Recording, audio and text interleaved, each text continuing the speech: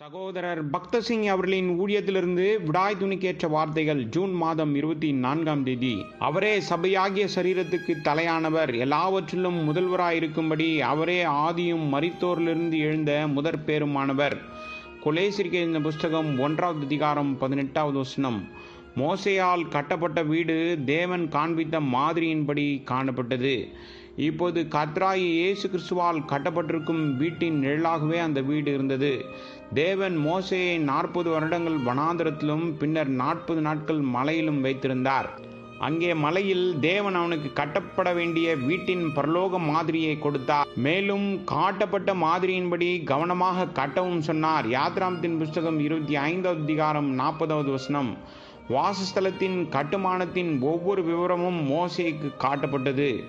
மோசே அல்லது வேறு யாராலும் அந்த மாதிரியை மாற்ற முடியாது. கர்த்தர் மோசேக்கு கட்டளையிட்டபடியே என்ற வார்த்தை யாத்ராமத்தின் புஸ்தகம் 40வது அதிகாரத்தில் 8 முறை திரும்ப வருகிறதை பார்க்கிறோம். வாசஸ்தலத்தை கட்டியதில் தேவன் கொடுத்த ஒவ்வொரு விவரத்தையும் மோசே பின்பற்றினான். அப்போதுதான் தேவ மகிமை வாசஸ்தலத்தை நிரப்ப முடியும்.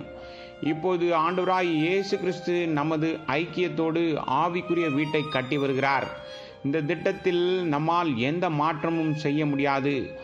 பொருளை கொண்டு வீட்டை கட்டுவதில் மோசேயால் எந்த மாற்றமும் செய்ய முடியவில்லை என்றால், இந்த ஆவிக்குரிய வீட்டில் நாம் எப்படி எந்த மாற்றத்தையும் செய்ய முடியும்?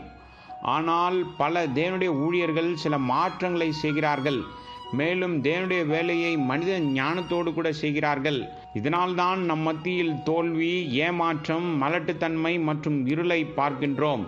அவருடைய வீட்டை கட்டுவதில் கவனம் செலுத்தும்படி தேவனுடைய வார்த்தையிலிருந்து இன்று நாம் எச்சரிக்கப்படுகிறோம். அரசியல் அமைப்பு என்ற பெயரில் ஜனங்கள் பல மாற்றங்களை கொண்டு வந்திருக்கிறார்கள். மேலும் இருளும் தவறான போதனைகளும் சபைக்குள் புகுந்துவிட்டது.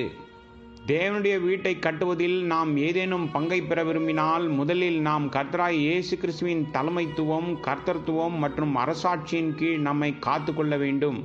பெரிய கட்டிடம் கட்ட தலைமை பொறியாளர் திட்டம் வகுத்திருப்பார். கொத்தனார்களும் மற்ற வேலையாட்களும் அவருக்கு கீழ் இருப்பார்கள்.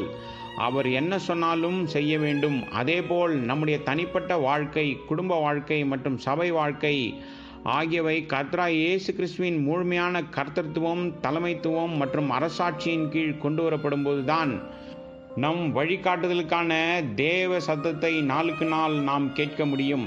ஆனால் நாம் ஏதேனும் பாவத்தால் தீட்டுப்பட்டால் நாம் ஆவிக்குரிய ரீதியில் காது கேளாதவர்களாகி தேவனுடைய சத்தத்தை கேட்க முடியாது.